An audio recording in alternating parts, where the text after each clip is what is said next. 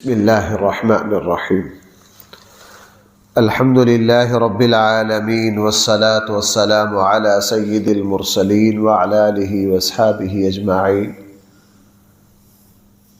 أما بعد فأعوذ بالله من الشيطان الرجيم. بسم الله الرحمن الرحيم. واذكر عبدنا أيوب إذ نادى ربه أني مسني الشيطان بنصب وعذاب اركض برجلك هذا مغتسل بارد وشراب ووهبنا له أهله ومثلهم معهم رحمة منا وذكرى لأولي الألباب وخذ بيدك ضغثا فاضرب به ولا تحنث إنا وجدناه صابرا نعم العبد إنه أواب. صدق اللہ. واذکر عبدنا ایوب، آپ تذکرہ کیجئے ہمارے بندے ایوب کا، اللہ کے نیک بندوں کے واقعات میں، اللہ کے نیک بندوں کے تذکروں میں اللہ تعالیٰ نے بہت ساری خیر اور برکتیں رکھی. اللہ تعالیٰ کے نیک بندوں کے تذکروں میں اور اللہ تعالیٰ کے نیک بندوں کے واقعات میں اللہ تعالیٰ نے بہت برکتیں اور بہت خیریں رکھی. انسان کو اپنے سے پہلے لوگوں کے حالات پڑھ کر، بطور خاص انبیاء صحابہ کرام کے واقعات پڑھ کر تسلی ملتی ہے، دل کو اطمینان نصیب ہوتا ہے. اور ہمارے آقا صلی اللہ علیہ وسلم جب بھی کسی پریشانی میں آتے دین کے اعتبار سے تو قرآن کریم پہلے نبیوں کے واقعات سامنے رکھتا. اللہ کے رسول جس طرح آپ مشکلات سے گزر رہے ہیں، اللہ کے پہلے رسولوں کو بھی اس طرح مشکلات سے گزرنا پڑا ہے. اس نے حضور سے فرمایا ہمارے بندے ایوب کا تذکرہ کیجیے. اذ نادا ربہ، جب انہوں نے کس کو پکارا بھائی؟ اپنے رب کو پکارا. کیا کہا؟ انی مسنی الشیطان بنصب وعذاب، یقیناً مجھے تکلیف پہنچائی ہے شیطان نے، وعذاب، اور مجھے دکھ اور مصیبت پہنچائی ہے. شیطان نے کیا تکلیف پہنچائی، کیا دکھ پہنچایا؟ قرآن و سنت میں اس کا تذکرہ نہیں ہے. جو کچھ بیان کیا گیا ہے وہ ساری اسرائیلی روایات ہیں، جن کو بار بار اس صورت میں بار بار اسرائیلی روایات کا تذکرہ آ رہا ہے، جو قرآن و سنت کے اگر خلاف ہو تو ان کو بالکل تسلیم نہیں کیا جا سکتا. مثلا لوگوں میں ایک تفسیر یہ مشہور ہے کہ شیطان کو اللہ تعالیٰ نے یہ اختیار دیا کہ شیطان نے حضرت ایوب علیہ السلام کو چھوا اور اس سے حضرت ایوب علیہ السلام بیمار ہوئے، ان کے جسم پر پھوڑے اور خوفناک قسم کی بیماری آئی، ان کا جسم گل سڑ گیا، یہاں تک کہ ان کے جو خاندان کے لوگ تھے ایک ایک کر کے چھوڑنے لگے. ایوب علیہ السلام اکیلے رہ گئے، ساتھ ان کی بیوی رہ گئی. پھر ان کو بھی گھر سے نکال دیا اور انہوں نے محلے کی ایک روڑی کے پاس ان کو پھینک دیا. وہاں ایوب علیہ السلام تکلیف میں مبتلا رہے. پھر اللہ سے یہ دعا مانگی، اللہ نے ان کو شفا دی. یہ واقعہ بہت مشہور ہے، لیکن یہ واقعہ 100% اسرائیلی ہے، بائبل میں ہے، جھوٹ ہے. اس لیے کہ اللہ تعالیٰ کے کسی نبی کو ایسی بیماری نہیں لگ سکتی جو نفرت کا باعث ہو، بھائی جو کس کے باعث ہو؟ نفرت کا سبب ہو، اور اس بیماری کی وجہ سے نبی اپنے پیغمبرانہ فرائض کو ادا نہ کر سکتا ہو۔ لہٰذا یہ جو واقعہ ہے جو لوگوں میں بہت مشہور ہے، یہ بالکل من گڑت ہے۔ نمبر 2، دوسرا واقعہ وہ بھی کچھ مفسرین نے ذکر کیا، اور ذکر کر کے ساتھ مفسرین نے نشاندہی کی کہ وہ بھی اسرائیلی روایت پر مشتمل ہے، وہ بھی جھوٹ ہے۔ وہ کیا کہ ایوب علیہ السلام ہر وقت اللہ کی عبادت میں لگے رہتے، اللہ تعالیٰ کی نعمتوں سے فائدہ اٹھاتے، اللہ تعالیٰ کا شکر ادا کرتے۔ شیطان نے ایک مرتبہ اللہ سے یہ شکوہ کیا کہ یہ آپ کا بندہ ہر وقت عبادت میں لگا رہتا ہے، اس پر مجھے کچھ اختیار دے، میں ان پر اپنا دو پیچ چلاتا ہوں، پھر دیکھیں یہ کس طرح عبادت کرتے۔ تو شیطان نے حضرت ایوب علیہ السلام کو الجھا دیا، وہ کسی ایسی پریشانی میں الجھے جن سے ان کی ساری عبادت، ذکر و اذکار جاتے رہے۔ یہ بھی بالکل غلط ہے، چونکہ صحیح احادیث میں آ گیا کہ کسی شیطان کو کسی نبی پر کسی طرح کا کوئی تسلط اور اختیار حاصل نہیں ہے۔ یہ بھی من گڑت ہے۔ ایک تیسرا احتمال ہے، تیسرا احتمال اس کی قرآن کریم کے الفاظ میں گنجائش بنتی ہے احادیث میں وہ بھی نہیں ہے۔ بھائی میری بات سمجھ رہے ہیں؟ قرآن کریم میں دوسری جگہ وہ جو تیسری بات میں بیان لگاؤں نہ کرنے، وہ بھی صراحت کے ساتھ قرآن و سنت میں نہیں ہے، لیکن قرآن کے الفاظ میں اس کی گنجائش ہے۔ وہ کیا کہ جی یہاں ہے انی مسنی الشیطان بنصب وعذاب، شیطان نے مجھے تکلیف اور دکھ پہنچایا۔ بھائی الفاظ ہیں، علماء نے فرمایا اس کا مطلب یہ ہے کہ حضرت ایوب علیہ السلام پر کوئی آزمائش آئی، کوئی بیماری آئی، کوئی مصیبت آئی جس کا تذکرہ نہیں ہے۔ اس آزمائش میں، ابتلا میں، امتحان نے جب طول اور اس میں طوالت ہوئی، لمبا عرصہ وہ امتحان چلتا رہا، تو شیطان نے حضرت ایوب علیہ السلام کے دل میں وسوسہ ڈالا، خیال پیدا کیا کہ اگر حالات کو درست کرنا اللہ کا کام ہے تو تیرے حالات درست کیوں نہیں ہوتے؟ بھائی جب انسان پر پریشانی آتی ہے اس میں اس طرح کے خیالات اٹھتے ہیں کہ نہیں؟ جب اس طرح کے خیالات آئے،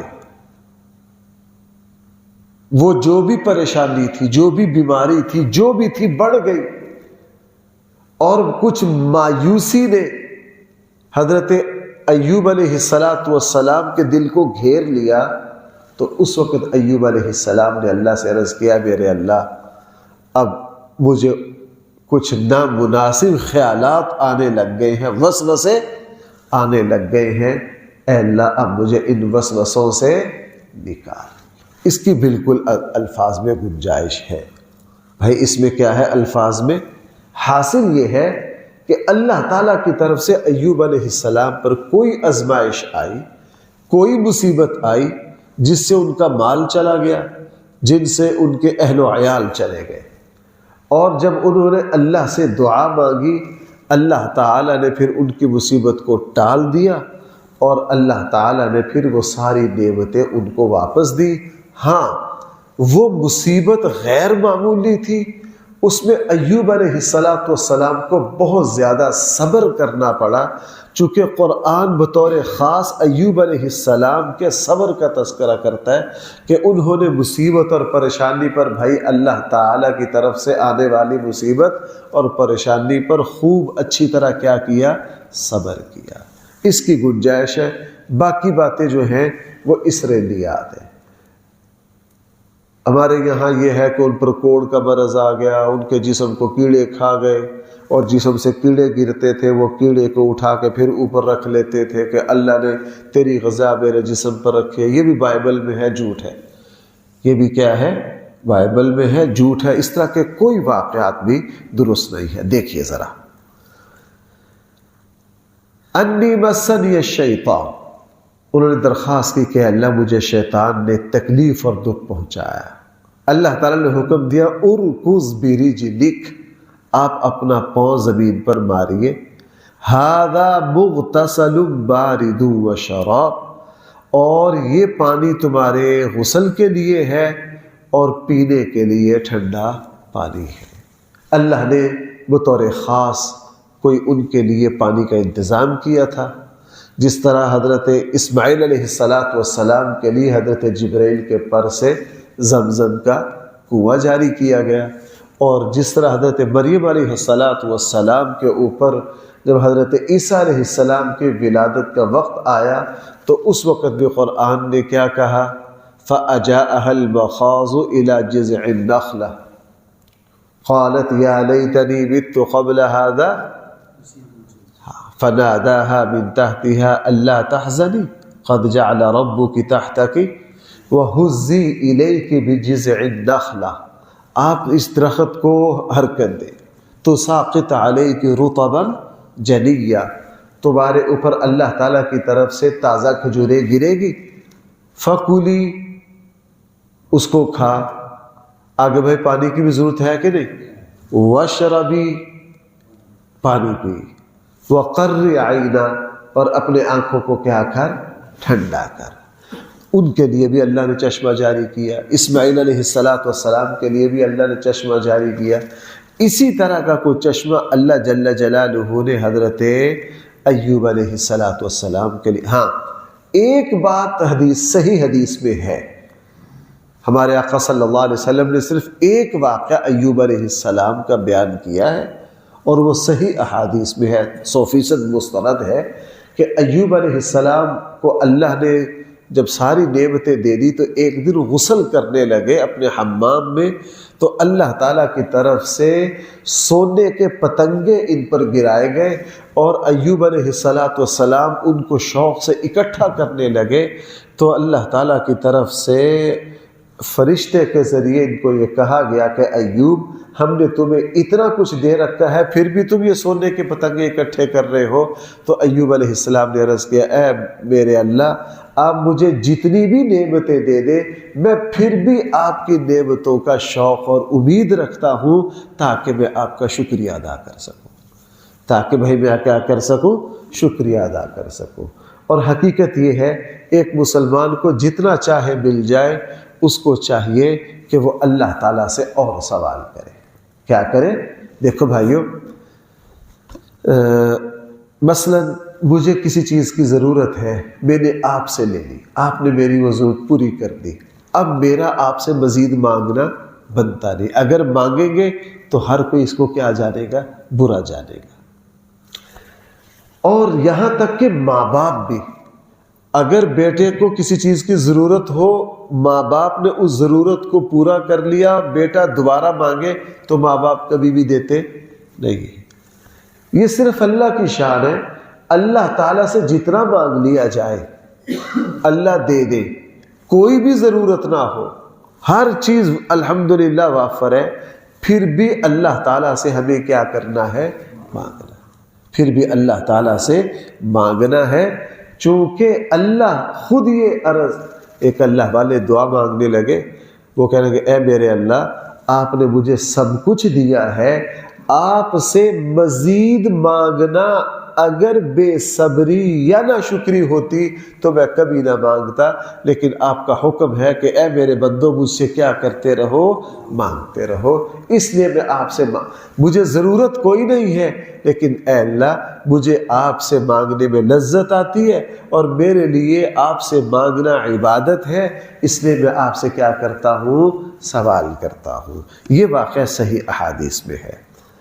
بہرحال ھذا مغتسل، یہ آپ کے غسل کے لیے ہے، بارد و شراب، اور کیا ہے؟ ٹھنڈا پانی پینے کے لیے ہے۔ وَوَهَبْنَا لَهُ، پھر ہم نے عطا کر دیے ان کو ان کے اہل و عیال بھی، وَمِثْلَهُمْ مَعَهُمْ، اور اس جیسے مزید اور بھی، رحمتا منا، یہ ہماری طرف سے رحمت تھی، وَذِكْرَى لِأُولِي الْأَلْبَابِ، اور عقل والوں کے لیے نصیحت تھی۔ وہ کیا نصیحت تھی کہ تمہارے اوپر جب کوئی مصیبت آ کر تمہارا سب کچھ چھین جائے پھر بھی اللہ سے دعا کرو، وہ اللہ اگر لینے پر قادر ہے تو وہ اللہ تمہیں دوبارہ دینے پر بھی قادر ہے۔ بھائی آپ نے اپنے دائیں بائیں ایسے اللہ کے نیک بندے دیکھے ہوں گے، میں نے بھی زندگی میں 2-4 ایسے بندے دیکھے ہیں کہ وہ کاروباری اعتبار سے بہت بری طرح گر گئے، زیرو پر آ گئے، لیکن اللہ نے ان کو بھائی دوبارہ کیا کر دیا؟ کھڑا کر دیا۔ کیوں بھائی ایسا ہوتا ہے کہ نہیں؟ اللہ صحت کے اعتبار سے بھی ہم نے بعض لوگوں کو دیکھا ہے کہ وہ صحت گرتے گرتے زیرو پر چلے گئے، زندگی سے مایوسی ہو گئی، اللہ نے بھائی ان کو دوبارہ کیا کر دیا؟ زندگی عطا کر دی۔ کیوں بھائی ہم اپنے مریضوں میں یہ بات دیکھتے ہیں کہ نہیں؟ یہ اللہ کی شان ہے، یہاں بھی اللہ، یہی اس میں عبرت ہے۔ اگلی جو بات ہے اس میں تھوڑی سی تفصیل ہے انشاءاللہ، یہ ایک تحقیقی مسئلہ ہے اور اس سے کچھ احکام نکلتے ہیں، کچھ تفصیلات نکلتی ہیں۔ انشاءاللہ کل کے درس میں اس کو بیان کر کے پھر اس سے جو کچھ احکام نکل رہے ہیں اس کو تھوڑا تفصیل کے ساتھ آپ کے سامنے، چونکہ فقہ کا مسائل کو استنباط کرنے کا ایک بہت زبردست اصول ہے جو قرآن کی اگلی آیت میں آ رہا ہے، اور جس سے فائدہ اٹھا کر فقہائے امت نے 10 مسائل نکالے۔ پھر کیا کیا ہے؟ 10 مسائل نکالے ہیں، انشاءاللہ اس کی تفصیل میں کل کے درس میں عرض کروں گا۔ اللہ تعالیٰ مجھے اور آپ کو صحیح سمجھ عطا فرمائے۔ الحمدللہ رب العالمین، والصلاة والسلام علی سید الانبیاء والمرسلین وعلی آلہ واصحابہ اجمعین۔ ربنا آتنا فی الدنیا حسنہ وفی الآخرۃ حسنہ وقنا عذاب النار۔ صلی اللہ تعالی علی خیر خلقہ سیدنا مولانا محمد وآلہ واصحابہ اجمعین برحمتک یا رب۔